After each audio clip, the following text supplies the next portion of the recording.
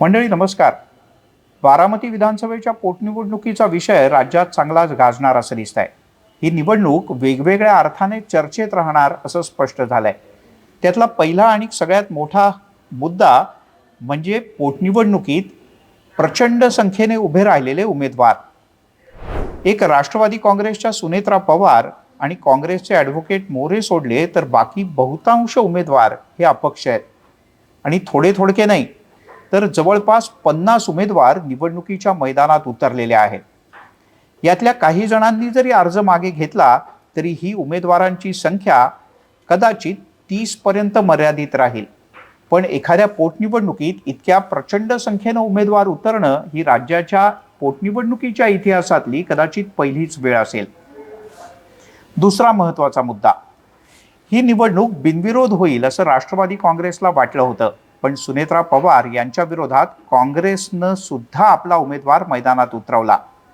राज्यातल्या काँग्रेसच्या नेतृत्वाशी बोलून सुद्धा काँग्रेसचे प्रदेशाध्यक्ष हर्षवर्धन सपकाळ ही निवडणूक लढण्यावर ठाम आहेत. आणखीन एका मुद्द्याकरता बारामतीची निवडणूक गाजणार असं दिसतंय, ते म्हणजे शरद पवार आणि त्यांचे नातू पार्थ पवार यांची विधानं. शरद पवार यांनी या निवडणुकीत काँग्रेसनं उमेदवार उतरवल्याचं समर्थन केलं. आम्ही उमेदवार उतरवणार नाही, आमचा विरोधही नाही, पण आमचा थेट पाठिंबाही नाही आणि आम्ही प्रचार करणार नाही असं शरद पवार यांनी स्पष्टपणे सांगितलं.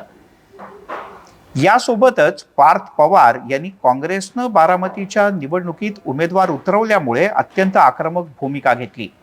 काँग्रेसला आगामी काळात याचे परिणाम भोगावे लागतील असं पार्थ पवार म्हणाले आणि काँग्रेसचे नेते चांगलेच आक्रमक झाले.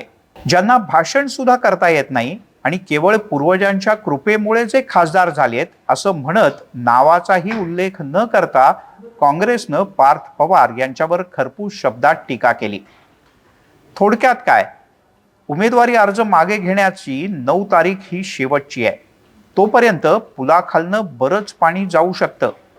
पण सध्या तरी काँग्रेस आपला उमेदवार मागं घेण्याच्या मनस्थितीत दिसत नाही आणि काँग्रेसने यावेळेला आपला उमेदवार उतरवण्यामागचं नेमकं कारण काय हे पुढच्या व्हिडिओमध्ये मी तुम्हाला सांगणार आहे. पण हा व्हिडिओ तुम्हाला कसा वाटला आम्हाला जरूर कळवा आणि NDTV मराठीच्या इंस्टाग्राम चॅनलला लाईक, शेअर आणि सबस्क्राईब करायला विसरू नका.